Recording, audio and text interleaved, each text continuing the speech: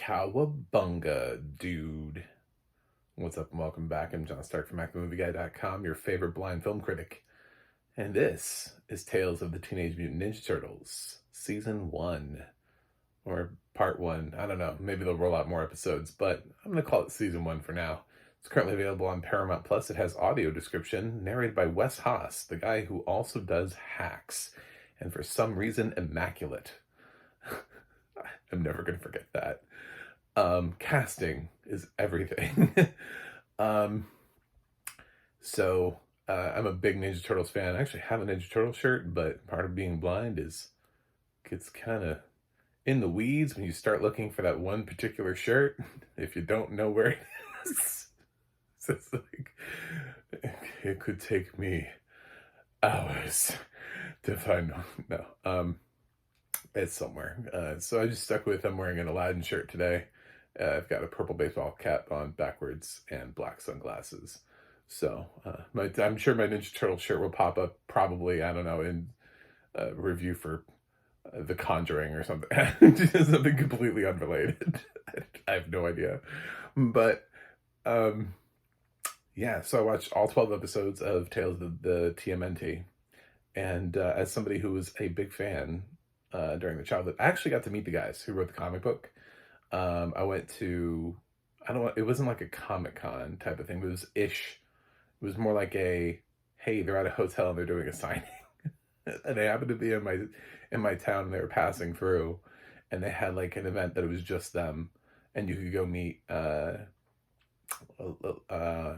can't remember their names, and get them to sign. And I had a comic of the Turtles from back in the day, and I went there and I was, I don't know, 6 or 7. I was like, oh my god, you guys created the Turtles. This was around the time that the Turtles were really popular and already live action films, and we had the cartoons and stuff. So obviously the Turtles had a little bit of a different vibe when they were first introduced in the comic books. I don't know how much how happy they were about bunch of little kids loving Teenage Mutant Ninja Turtles, but at the same time, I'm sure their money made them. I'm sure the money made it okay. So the popularity, the fame of creating something that has been so universally adored. It's like somebody came up with Mario. You know what I'm saying? I don't know if that's what they intended, but you're still the dude who gets to walk around and say, "Yeah, I'm the dude who came up with Mario." I mean, that's still a thing. So bragging rights has got to be a privilege. So I had all the toys. I actually had some of these mutants when we did Mutant Mayhem. I was like, oh, I know some of these guys. So I had some of them as toys. And I, of course, had the Turtles and April O'Neil and Casey Jones and Shredder. And I had the big ones. I had a Foot Soldier. One. That's one where if you really have a kid that's a fan, you have to make sure they have like multiple, because they're supposed to be multiple. I remember I either had Bebop or Rocksteady, and then my friend had the other one. Like one of my friends, when we would play together, like we would form together, and it was like the Wonder Twins coming together. You know, it's like Bebop and Rocksteady together. I think I had Rocksteady and he had Bebop. Anyway, so I'm a fan. That I had the set, the little sewer set that they made back in the early 90s for kids, where you could put in the slides, and I had the turtle van. So yeah, this is my life. Anyway, so I was super psyched for this because I kind of hated what Nickelodeon was doing with the Tales of the TMNT. I think I have an existing review of that Rise of the Teenage Mutant Ninja Turtles movie that they did for Netflix, which was a spinoff of the Nickelodeon show. And I hadn't been watching the Nickelodeon show, and I was like, wait a minute, why do they have powers? They're ninjas. That's what makes them cool. It's sort of like how I felt about watching this last Star Wars show, when I'm like, why do we have space witches? No, Star Wars is cool because of the things that make Star Wars cool, like introduced through the original trilogy. You don't need to bring like witches, vampires, and zombies into Star Wars. It is just inherently cool as is. um, Now, if you want to do like a special version of it on the side, sort of like what they're doing with the Marvel zombies, just for fun, just to be like, yeah, this is a thing, but not as like part of the canon. Don't try to like rope them in. Like that's weird. Um, so I'm happy that this is a TV spinoff of Teenage Mutant Ninja Turtles Mutant Mayhem. It's still produced by Seth Rogen and Evan Goldberg. And they're the guys that made that well-reviewed movie happen. And this clearly has the same vibe because the voice cast on this is actually quite good. I even recognize some of the actors. I don't know if they're all the same, but like Brady Noon is voicing one of the turtles, and he's done quite a lot of work. And then a lot of the voice talent coming in to voice these.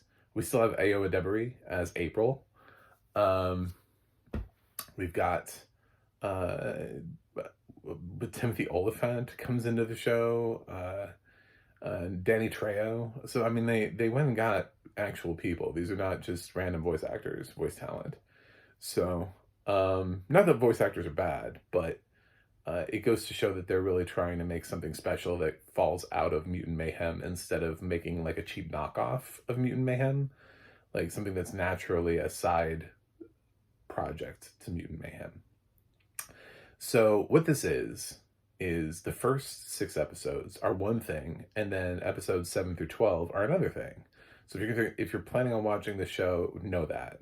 You could actually probably sit down and watch this in 2 sittings if you wanted to. If you want to binge, if you like binge watching, think about it as 2 separate binge watches, because it's not 1 through 12 do not have a cohesive through line. 1 through 6 do, and then 7 through 12 do. They're like 2 mini movies that play episodically. Pretty much what happens and how they do this through the 6 episodes is, at least for the first episode, there's a catalyst event.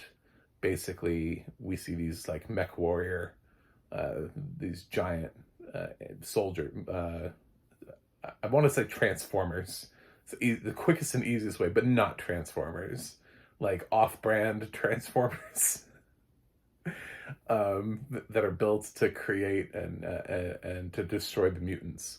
And they're wrecking havoc. And the way that the show splits up is it gives each one of the turtles sort of gets their own episode, and then they kind of all come together to fight in the end, and then to wrap up the plot and to sort of bring the storyline full circle, like all that kind of stuff. There's a guy in the first thing who's this like rich, the son of a you know, billionaire or whatever, who really wants to be turned into a mutant, and he's sort of a bad guy, but he's also sort of not. He's just kind of like douchey. He's just kind of like a bro, basically. He's just got a lot of bro energy. And he's in it a lot. And then there's a scientist that you know, starts off in the right place. A little bit reminded me a little bit of like Baxter Stockman. Somebody who's starting from a good place and then just kind of goes into the wrong place, but actually ends up developing these robots. And she's got a backstory and a reason. Her name's Bishop, is the sort of main villain, but they sort of give her a redemptive arc, and then they also sort of nod that maybe not. Maybe if we get a renewal, you'll see more of Bishop and probably a villain, you know. So that's kind of like the first wink, wink, nudge, nudge in the first thing. And they, for like more to come on future seasons of Tales of the TMNT. There is one character that is created in the first 6 episodes that carries over, but they really don't reference the first 6 episodes. Other than that, there's a pigeon that gets created called Petey, and he doesn't talk. And he just kind of flies around and does like random things. And I found him incredibly obnoxious, just to be real. So he was like my least fun thing until they actually did something with his character in part 2. Towards the end, they actually do something with that character instead of just having him like squawk and like he just makes noises. Him and um, Scumbug don't really talk; they just kind of make noises, and it's just like like that's not communicating. I don't know why you guys can't talk like everybody else could talk. It's like why were you not gifted the vocal ability? So yeah, so the second is like a story of a storm, the night of some powerful storm, and the stuff that happened, and Splinter, who still talks like a rat and not like a human, is being translated by Raphael in what they openly describe as a Batman voice, by the way. Like openly call it his Batman voice because it's like, it was a dark and stormy night. You know, it's sort of like what every actor does when they play Batman. They lower their voice down. Give me Catwoman. You know, so they're using that voice for a Splinter, and they tell the story again, splitting the four brothers up, and they're all in some different place, and they're all but they're all connected to the same story. Eventually, they figure it out that they're all connected. But in the second half, they're using like the leftover mutants from Mutant Mayhem who have teamed up they're like the Care Bear cousins of this. So like they're learning to be good, and some of them are more good than others, but there's at least one with each turtle. They have more than 4, but there's at least one with each turtle. And in this part, there's actually this one actually wraps up with everything sort of on like the last episode, whereas the first one takes sort of like episodes 5 and 6 to wrap up. But the second half, they actually give Splinter and April an episode together to kind of flesh out the story. Like, what were they doing during this time? So they're sort of absent. I mean, April does show up. She gets roped into the first storyline, but she gets sort of a little bit more featured in the second storyline. So does Splinter. And the second half features 3 people who they didn't know had been mutated. 3, not people, but 3 creatures that they didn't know that had been mutated, that had this plot scheming to they wanted to steal this pearl back and give it back to the ocean because they believed that was what protected them. And it's this long story, but there's another story that goes along with it, like one of them maybe betraying the others. There's an eel whose Lee is her name, and of course it's just eel spelled backwards, but don't point that out to her because she gets really pissy about it. There's Mustang Sally, which is a seahorse, and I'm going to talk about that in a minute. That's going to be a huge point of contention in 2 seconds. And there's Goldfish, voiced by Timothy Oliphant. I didn't catch who voiced Lee. The British, I'm sure I know who they are. Like, you know what I'm saying? Like, the other 2 actors, I knew who they were. I'm sure they didn't just go like, you on the street, come wait. I'm sure it's somebody. I didn't catch it. I'm sorry. But Timothy Oliphant voices Goldfish, Goldfin in this, and they go through their plot. So yeah, in there's a gang, the Purple Dragons. They show up in both part A and part B. And there's a sort of like a gentle giant Han, who they even have sort of described in the opening credits. So I think the Purple Dragons are going to be a part of TMNT moving forward. They sort of they're bad guys who every time they're with the Turtles, though, end up being in a situation where they end up having to work with the Turtles. Like, like there's like a bigger problem. So they always have to, so I don't know what they're trying to do, but it's like they're like kids who want to be bad. But then as soon as something else bigger comes along, they're like, oh, damn, we got to team up with this turtle now, you know? I liked it. I liked the show. I think the voice work is excellent. Um, and I found it entertaining. I found it an easy watch. 12 episodes. I think it gives me the same vibe as Mutant Mayhem. Like, Mutant Mayhem is not my favorite TMNT experience of all time. I know for some people they were like, "Oh my god, they're teenagers," and it's like, yeah, and this one highlights that too. This one, they are teenagers, and they're still somewhat green and inexperienced. Get it? Because they're turtles, so they're green. Anyway, so yeah, I like that kind of stuff, and they don't quite know what they're doing, and they're very friendly. You know what I'm saying? I mean, like, they try not to fight. They're even Raphael, who's like in every other version has always been portrayed as, I'm gonna punch something in the face. Even here he's kind of toned down in terms of like his anger. So yeah, it's really like a walk back from previous versions, which is what makes this version unique to itself, and why people like it. Is it's a fresh perspective on the Ninja Turtles. It's not just a rehash or a remake or a copy. I actually did like the Michael Bay, but I liked the sequel more. I like the sequel more because it felt more like a realization of the Turtles that I had seen, that I'd been watching as a kid. I mean, that movie, when you think about it, brought together things that I had never seen on screen, that I'd been waiting years to see in one of these live action movies. Krang, Bebop, Rocksteady. I mean, it had three huge factors in there. Instead of creating like they did in Secret of the Ooze, where they had those other two that were not Bebop and Rocksteady. And I remember even as a kid, I was like, why is this not just Bebop and Rocksteady? Like, obviously for merchandising purposes, so they could create two new toys for everybody to buy. Which, by the way, this already has a toy line, Tales of the TMNT. So if your kids like Tales of the TMNT, you can go buy the toys. And how do I know that? Because I needed to do some research about the thing that I'm about to speak on. So it's not Wes Haas's fault. Unfortunately, there's no audio description company assigned to this.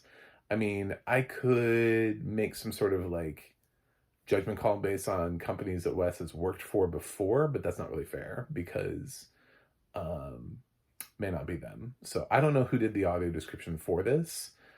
Media Access Group does a lot of stuff for CBS, for Paramount Plus. But I don't know what the fuck you guys are doing with Mustang Sally here in the audio description. It's clearly a guy, it's a male character, and you keep using feminine pronouns. And I know that the name Sally is confusing the shit out of you, but he's voiced by Danny Trejo, and they picked a character very specifically. They could have picked any character in the world, and they picked the one character that's known for the male being the pregnant one in the... It's the one where we always joke about how the seahorse is the one that has to carry the babies. So just the fact that he's talking about how he's trying to protect his babies does not suddenly gender him as her. If you had any question about where the series was going, you should have stuck with gender neutral pronouns. But it's so weird that you decided to gender him feminine, because there's nothing about the character design that suggests that that's what they're trying to do. They intentionally picked the one character where the male carries the babies, and they voiced it with Danny King Trejo, who sounds... I don't know, you had to pick like 5 people who sounded the least female, the least feminine male voices you could possibly find in Hollywood. One of them would be Danny Trejo. Like, you could not possibly find anybody else who unquestionably is clearly voicing a male character than Danny Trejo. It's just, his voice is so... You have to go over the top with Danny's character to actually define it in any other way. Like, there's no he cannot just voice a character without explanation of, like, hi, my name is Sally, but I use they them pronouns. I mean, like, Danny almost has to do that because his voice is so gritty. It's so low. It's recognizable. And I knew who he was before I saw the credits. As soon as Mustang Sally spoke, I was like, that's Danny Trejo. Because Danny Trejo has one of those voices. But then they started using like her and she. And I was like, what is this? Like, to me, you don't pick, because they could pick anybody. This is a character that was created, as far as I could tell. This is why I did a little bit of research. I can't find any example of the Mustang Sally outside of Tales of the TMNT. So the fandom websites only have Mustang Sally listed as existing for Tales of the TMNT. So you don't choose the one character that famously the male gets pregnant and then try to say that's a female seahorse. Like, well, it's pregnant, it must be female. Then don't cast Danny Trejo. Like, I mean, this show is aimed for kids, so it has to be pretty simple.